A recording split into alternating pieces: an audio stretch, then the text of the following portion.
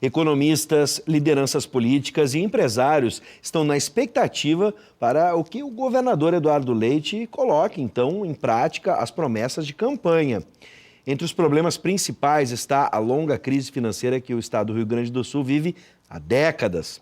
Sobre este tema, nós vamos conversar agora com o doutor em Economia, auditor fiscal do Tesouro do Estado, Jacó Bratz, e com o economista, diretor de formação do Instituto de Estudos Empresariais, Diego Carvalho. Sejam bem-vindos. Obrigado. Obrigado. Bom, gente, vamos começar primeiro. A gente tem acompanhado ao longo da história aqui da Ubra TV a grande dificuldade, inúmeros debates profissionais na área da economia já estiveram aqui, políticos também, para falar sobre essa fórmula, como equilibrar as contas do estado do Rio Grande do Sul, levando em conta a previdência, levando em conta, por exemplo, o investimento na estrutura, para que a gente possa fomentar. Muitos dizem, olha, vamos criar dívidas, já tivemos aqui esse debate, vamos nos endividar para investir em estrutura e gerar a economia. Outros já vêm com outra perspectiva, precisamos enxugar as contas, né? Precisamos reduzir o déficit para depois pensar em investir e fomentar a economia. Cada um vai ter a sua visão aqui, por isso é um debate. Vamos começar contigo, Jacó. Como é que tu acredita que deva ser essa forma para que a gente possa equilibrar a economia no Rio Grande do Sul? Bom, o que a gente tem atualmente e ao longo do tempo no nosso estado é uma crise que tem duas componentes básicas, né? Uma questão é estrutural, que a gente tem desde que temos estatísticas, desde que temos a FIE principalmente, que foi extinta há pouco tempo, infelizmente. Mas desde que temos estatísticas, o Rio Grande do Sul enfrenta crises que se mantêm no tempo e que se acumulam déficits ao longo de muitos anos, né? A gente tem, nos últimos 50 anos, apenas 8 anos que não são consecutivos, são anos interligados no tempo, de superávit, ou seja, que sobrou algum tipo de dinheiro, algum montante de dinheiro. Nos outros anos, todos eles foram um excesso de despesas sobre as receitas, ou seja, um déficit público. Mais recentemente, a gente tem uma crise bastante grave, uma crise que possivelmente em termos de PIB per capita foi a maior crise do século, que atingiu o Rio Grande do Sul e o Brasil como um todo, né? A gente teve um PIB negativo por 3 anos consecutivos e, evidentemente, com o PIB negativo por 3 anos consecutivos, isso afeta, evidentemente, as receitas do Estado, né? Então, essa crise acumulada ao longo de 40 anos, 48 anos para ser mais exato, desde que a gente tem estatísticas, mais uma crise bastante grave em termos de PIB, que é o principal fonte de recursos para o Estado, para prover as suas políticas públicas, juntando essas duas componentes, o Estado encontrou um momento em que não havia mais recursos financeiros para fazer jus às suas despesas, né? Esse problema é mais grave no Rio Grande do Sul do que em outros estados, mas no estado do Rio Grande do Sul a gente tem questão previdenciária, principalmente, que é um problema que atinge o país como um todo, né? A gente viu anteriormente no bloco aí o ministro falando sobre a reforma da Previdência.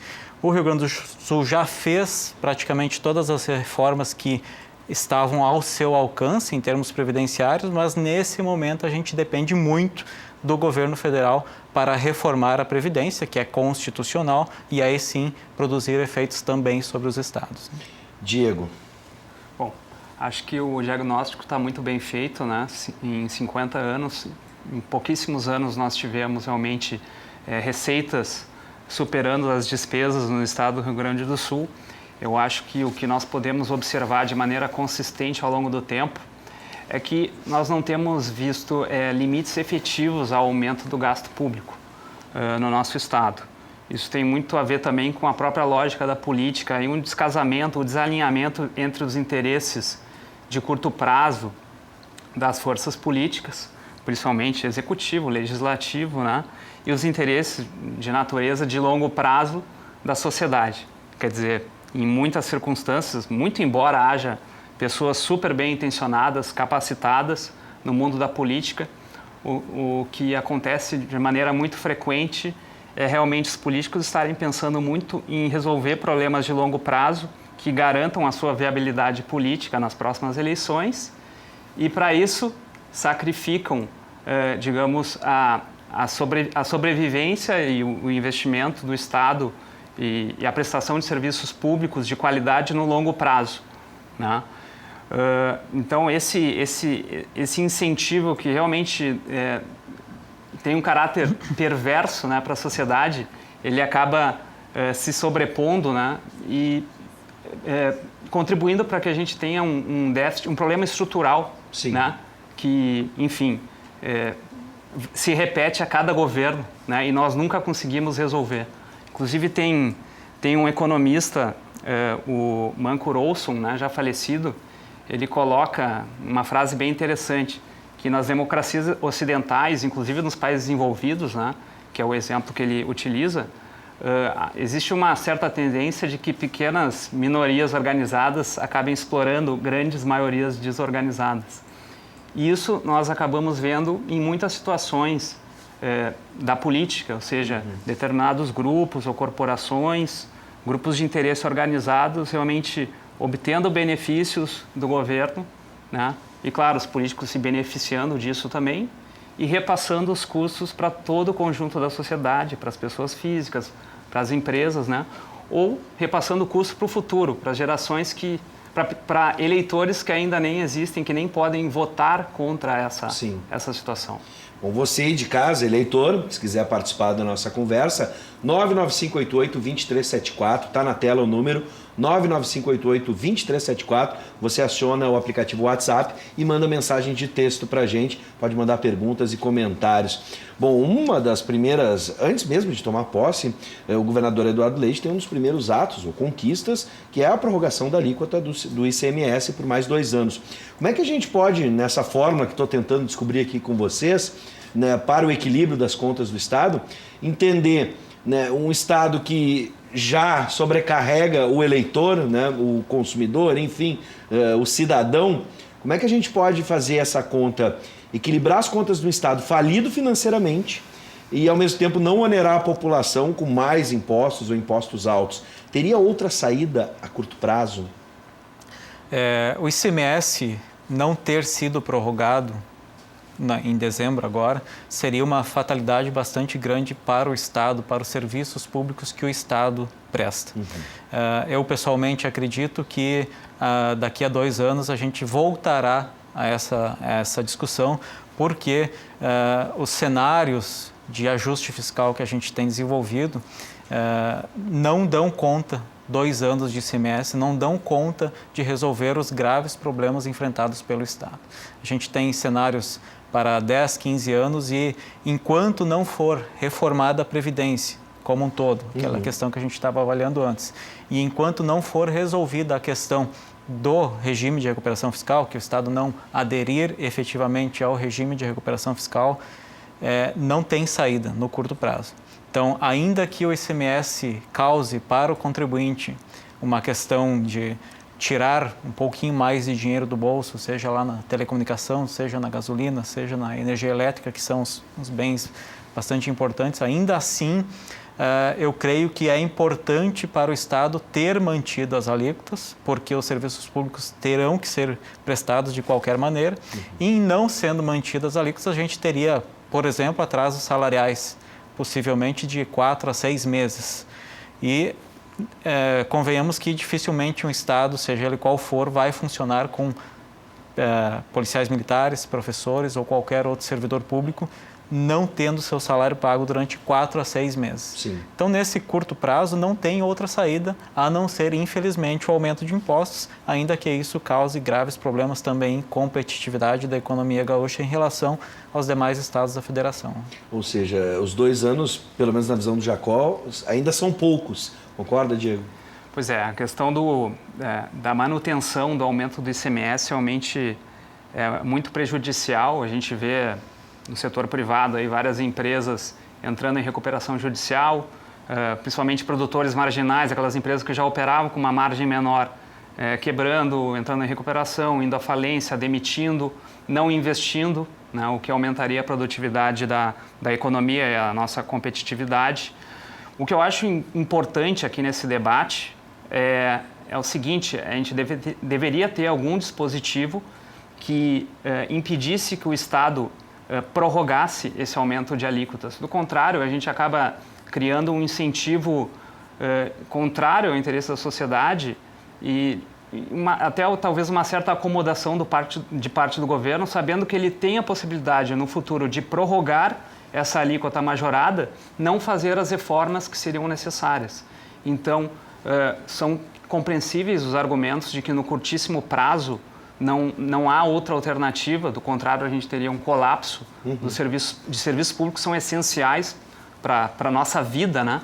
Para a proteção de bens essenciais, mas, de outro lado, é importante que haja um limite para isso, que haja uma data de validade para não criar um incentivo equivocado, né?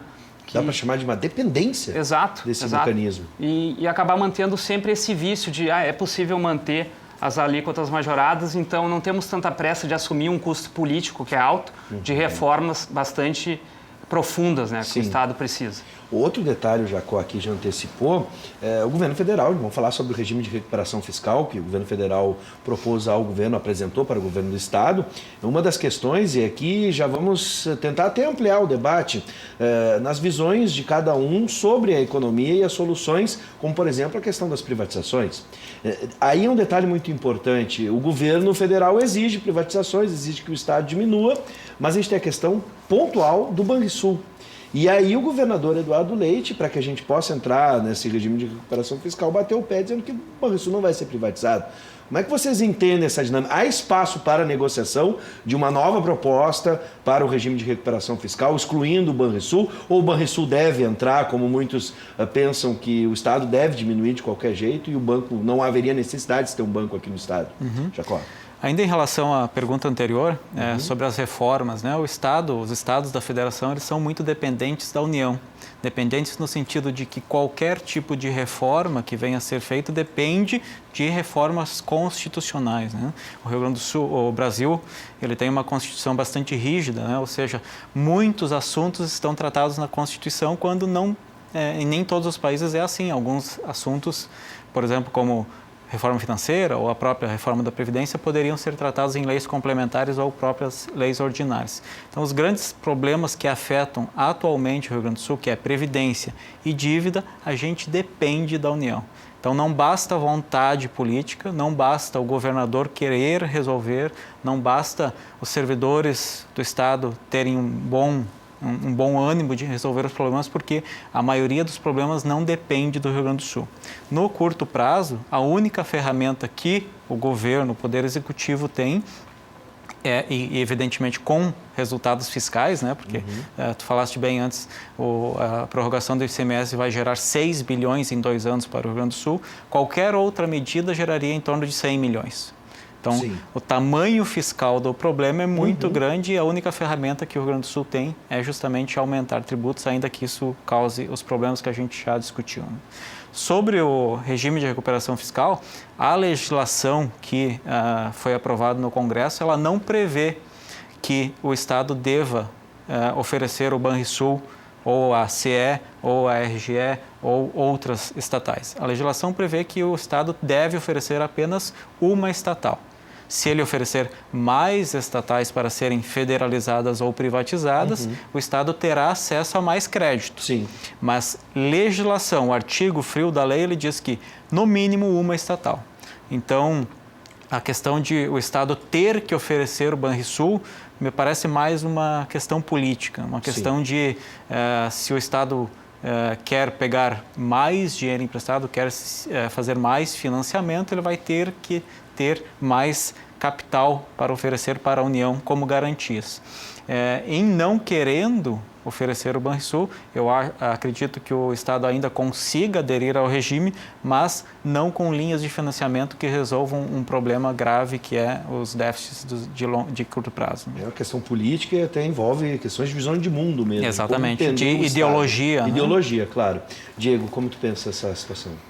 A situação do Estado ela é dramática, né, como nós já bem sabemos, e não há muitas alternativas, não há plano B, né, como se fala, a não ser realmente aderir ao regime de recuperação fiscal.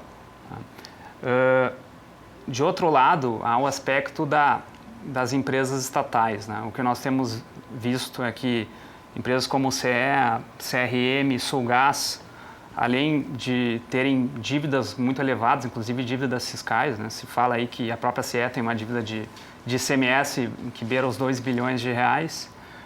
Essas empresas têm passivos trabalhistas também, muitas vezes impagáveis, e não tem capacidade de investimento, né? Investimento é necessário, importantíssimo para o nosso Estado voltar a crescer, principalmente investimentos de infraestrutura.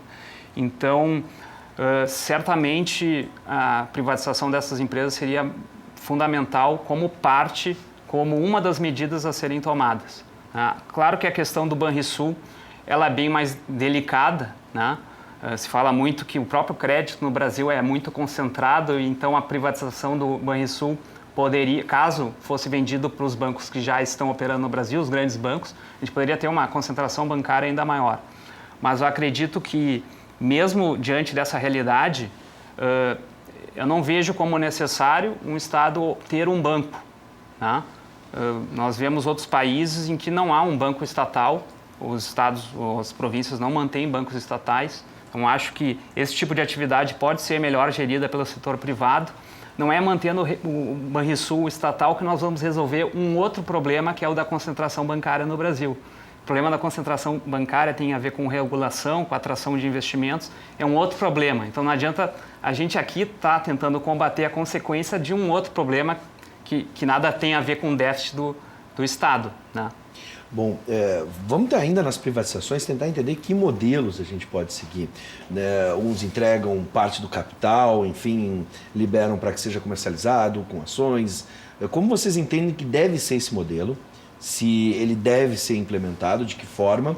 E o que fazer com esse dinheiro? Também se discute, olha, até em âmbito federal se discute isso, né? Vamos privatizar para acabar com o déficit, acabar com a dívida. Outros já dizem, não, para isso não, vamos pegar o dinheiro das privatizações e investir em estrutura para que a gente possa fomentar a economia, para que a gente possa impulsionar a economia. E aí a gente tem também, de novo, visões de mundo em conflito. Vou começar agora, vamos inverter a ordem. Vou começar com o Diego e depois passo para o Jacó. Bom, sem dúvida, as privatizações elas seriam muito importantes, né, para o Estado. Desculpa te interromper, Diego, eu esqueci de um outro detalhe. As privatizações de áreas estratégicas, por exemplo, também se usa essa expressão, né? E aqui a gente está falando do Estado, e claro, no governo federal a gente fala sobre energia, sobre Petrobras, entre outras coisas, mas também entra esse aspecto, né? Também visão de mundo e ideologia, exato, estratégica ou não, né? Ter uma empresa de gás, entre outras, ter um banco, enfim. Sim. Sem dúvida, esse tipo de atividade ele pode ser, digamos, exercido pelo setor privado com maior eficiência, no sentido de que o Estado ele deve se ater a funções essenciais como segurança pública, por exemplo, saúde, educação, né? Então, não vejo a manutenção das estatais com bons olhos nesse caso. Tá? Uhum. Acho que são setores que podem ser, sim, transferidos para a iniciativa privada, sem maiores problemas. Temos exemplos de outros países em que isso ocorre, né? E, sem dúvida, o que nós temos visto aí é uma incapacidade das estatais fazerem os investimentos que nós necessitamos. Nós deveríamos hoje até aproveitar a liquidez internacional que nós temos, ainda temos, né, para atrair investidores, capital estrangeiro, porque nós não temos poupança suficiente para fazer os investimentos necessários. Falando em infraestrutura, por exemplo, até ano passado foi feito um estudo, né, o Plano Estadual de Logística e Transportes, segundo o qual nós precisaríamos, nos próximos 20 anos, de 37 bilhões de reais de investimentos em rodovias, ferrovias, hidrovias e aeroportos. Aí vem a pergunta, da onde virão esses recursos? O Estado com sucessivos e recorrentes déficits, né? As estatais endividadas, né? Que não conseguindo nem pagar as próprias dívidas fiscais. Da onde virão esses recursos? Então, além de questões como privatizações, seria muito interessante realmente o Estado do Rio Grande do Sul trabalhar em concessões, em PPPs, abrindo concorrências internacionais, inclusive como o Chile fez e continua fazendo, né, desde os anos 90 principalmente, e pôde ir lá reformular e realmente estruturar toda uma infraestrutura que hoje é uma das melhores da América Latina. Então, o Brasil e o Rio Grande do Sul precisam de dinheiro estrangeiro e precisam de parcerias com o setor privado para realmente nós conseguirmos alcançar taxas de crescimento, né, que permitam nós aumentarmos a arrecadação fiscal também, né, superando os déficits, e para que nós consigamos aumentar a produtividade e competitividade do Estado, realmente alcançando desenvolvimento. Né? Bom, que se fala em concessões, entre outras coisas que o Diego já citou, como é que tu enxerga, Jacó? Em termos de visões de mundo, eu tendo a concordar com o Diego que o Estado não deve ter muitas atividades ao seu dispor, não deve tentar exercer muitas atividades, deve se centrar nas atividades básicas, que é a educação, segurança, saúde, né, infraestrutura. Contudo, algumas atividades que o Estado realiza, por exemplo, especialmente agora que a gente está falando no Rio Grande do Sul e no Banrisul, a realização da atividade financeira pelo Estado através do Banrisul traz para o Estado em torno de 400 milhões por ano de dividendos. Como a atividade bancária, a atividade financeira é uma atividade muito lucrativa no Brasil por vários motivos que o Diego saberia explicar até melhor que eu, já que ele é especialista na área de fusões e aquisições, por essas questões de lucratividade bancária, o Estado está tendo, por ser proprietário do Banrisul, entre aspas, lucro, né, que seria o dividendo que ele obtém das suas ações de 400 milhões por ano. Então, se desfazer de um patrimônio como o Banrisul por, quem sabe, 5 bilhões, parece muito dinheiro? Parece bastante, não só parece, é muito dinheiro. Mas para o Estado, 5 bilhões são 3 folhas de pagamento. Então, tu vende um patrimônio do tamanho do Banrisul e tu queima esse patrimônio em 3 meses. Se for assim, se for para queimar patrimônio, como o Banrisul, que eu acho uma atividade importante, desenvolvida pelo Banrisul no Estado, é importante.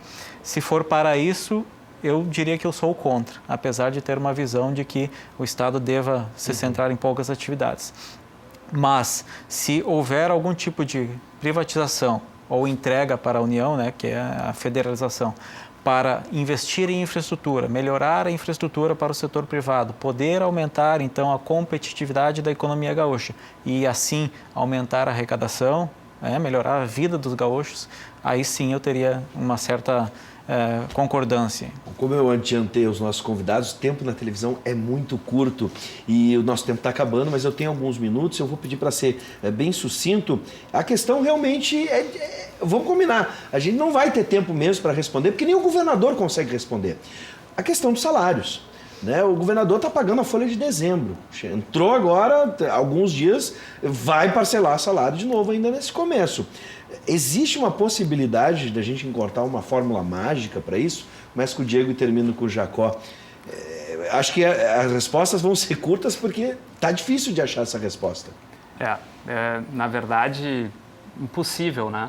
Na verdade, dependemos de N medidas para tentar viabilizar o pagamento em dia. E um problema grave que o Rio Grande do Sul tem é que hoje as despesas com os inativos superam as despesas com os funcionários da ativa. Ou seja, que são os funcionários que efetivamente estão na rua prestando os serviços públicos essenciais. Quer dizer, o que a gente tem visto ao longo do tempo é um aumento das despesas com os inativos e até uma falta de reposição física daqueles funcionários que estão lá para prestar os serviços essenciais. Então, é uma situação muito complicada. Acho que vai envolver, inclusive, uma discussão em nível constitucional, porque hoje o parcelamento ele se resume ao poder executivo, mas nós temos outros poderes também, o poder legislativo, o próprio judiciário, temos o Ministério Público também. E, embora haja na própria Constituição, né, o princípio da independência entre os poderes, né, da autonomia orçamentária, a realidade é uma só e não está dividida em partes independentes. Os recursos vêm da mesma fonte, que é o bolso do cidadão.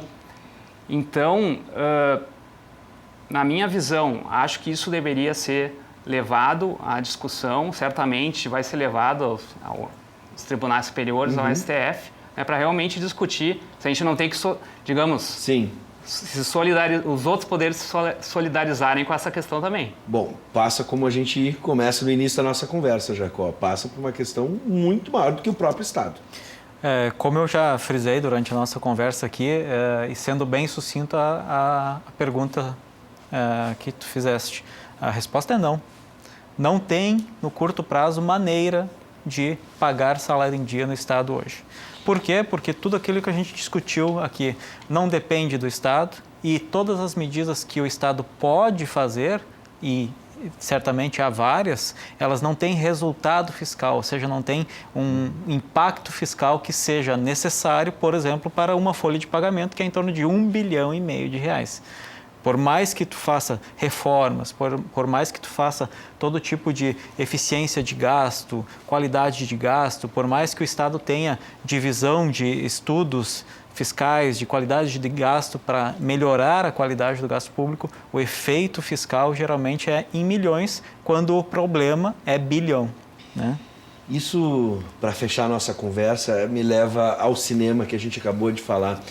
Parece que na campanha, seja qual partido ou qual candidato, a gente vive na ficção científica, onde promessas são feitas, e uma das promessas era essa. Não de imediato, a gente já esperava, mas pela resposta que a gente tem e tudo que leva a crer, é pura ficção científica. A gente não vai achar nem a curto, nem médio, nem longo prazo. A não ser que haja um acesso a linhas de financiamento que disponibilize dinheiro para o Estado. Até lá vamos viver o quê? Um drama, terror, entre outras coisas. Suspense também. Muito obrigado, sejam sempre bem-vindos, Jacó Bratz e Diego Carvalho. Espero que a gente possa se encontrar ainda em momentos mais felizes em 2019, acompanhando já algumas ações do nosso governo aqui no Estado e também no governo federal. Sejam sempre bem-vindos e um bom ano de 2019. Obrigado, igualmente. Muito obrigado.